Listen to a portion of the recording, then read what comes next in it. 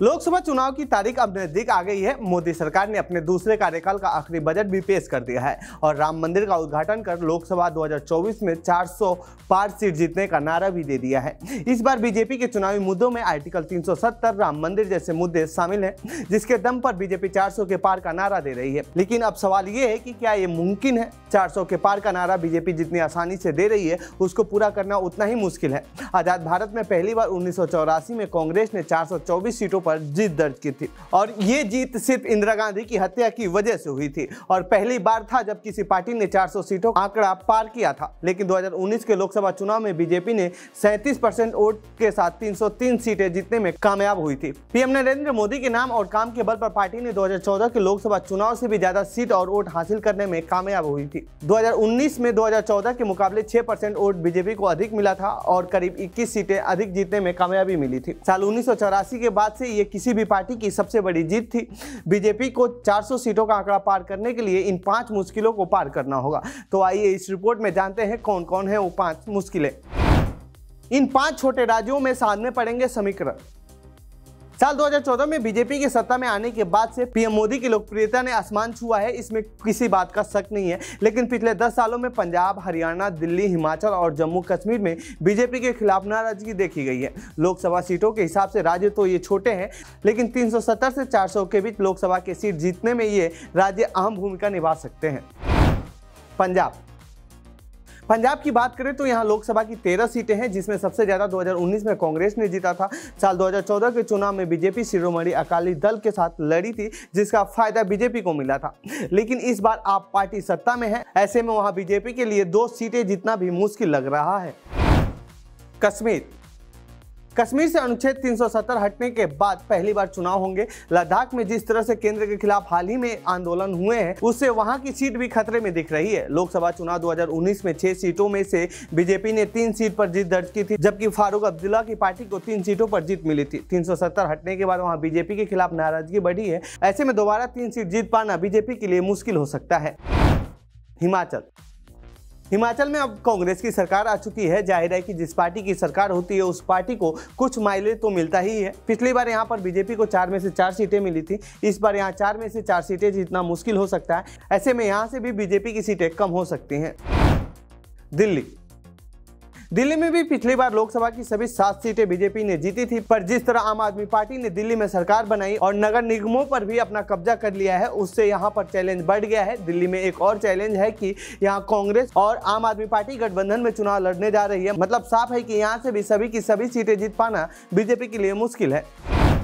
UP में BJP का समीकरण फेल हुआ तो 370 का आंकड़ा मुश्किल होगा। यूपी में 2019 के चुनाव में बीजेपी 80 में से 62 सीटें जीतने में कामयाब हुई थी। 2 सीटें सहयोगी दलों ने जीता था। इस चुनाव में बीएसपी और सपा एक साथ चुनाव लड़े थे। शायद यही कारण रहा कि पार्टी 2014 की सफलता यूपी में दोहरा न सकी। बहुजन समाज पार्टी को 10 सीटें मिली थी, जबकि समाजवादी पार्टी को सिर्फ 5 सीट ही जीतने में कामयाबी मिली थी।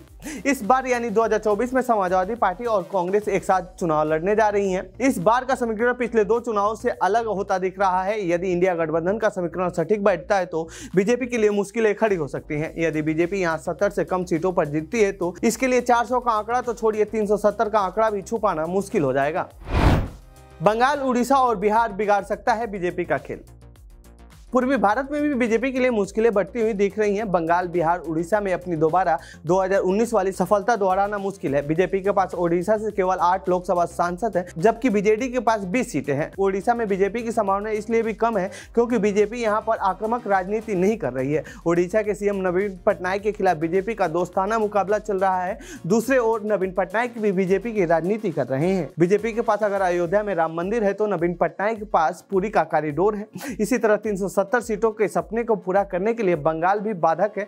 बीजेपी को यहां अपना पुराना रिकॉर्ड 19 सीटों से आगे बढ़ने की कहीं से भी उम्मीद नहीं दिख रही है। जिस तरह से विधानसभा चुनाव के बाद टीएमसी मजबूती से उभरी है, उतनी ही तेजी से वहां बीजेपी की गिरावट हुई है। जबकि बिहार में जेडीयू के साथ सरकार बनाने के बाद से तेजस्वी यादव के लिए सिंपैथी की लहर दिखाई दे रही है। यदि ये लहर वोट में परिवर्तित होता है तो बीजेपी के लिए मुश्किलें खड़ी हो सकती हैं। दक्षिण भारत में गठबंधन को मजबूत करना होगा। दक्षिण भारत में बीजेपी को अपना गठबंधन और भी ज्यादा मजबूत करना पड़ेगा। बीजेपी को 370 का आंकड़ा पार करने के लिए 25 से 50 सीटें जीतने होंगे। आंध्र प्रदेश में लोकसभा की 25 सीटें हैं, जिनमें बीजेपी को पिछले चुनाव में एक भी सीट नहीं मिली थी। तमिलनाडु की 42 सीटों में से बीजेपी के खाते में कुछ भी नहीं आया था और इस बार लड़ाई यहां कठिन है। केरल की 20 सीटों में से भी बीजेपी के लिए खाता खुलता नहीं दिख रहा है। इन तीनों राज्यों को मिला दे तो 87 सीटें हैं। बीजेपी को अगर 400 सीटों का लक्ष्य हासिल करना है तो यहां सिर्फ अपना खाता ही नहीं खोलना होगा, बल्कि काफी अच्छा प्रदर्शन करना होगा। महाराष्ट्र में भी बीजेपी के खिलाफ है समीकरण।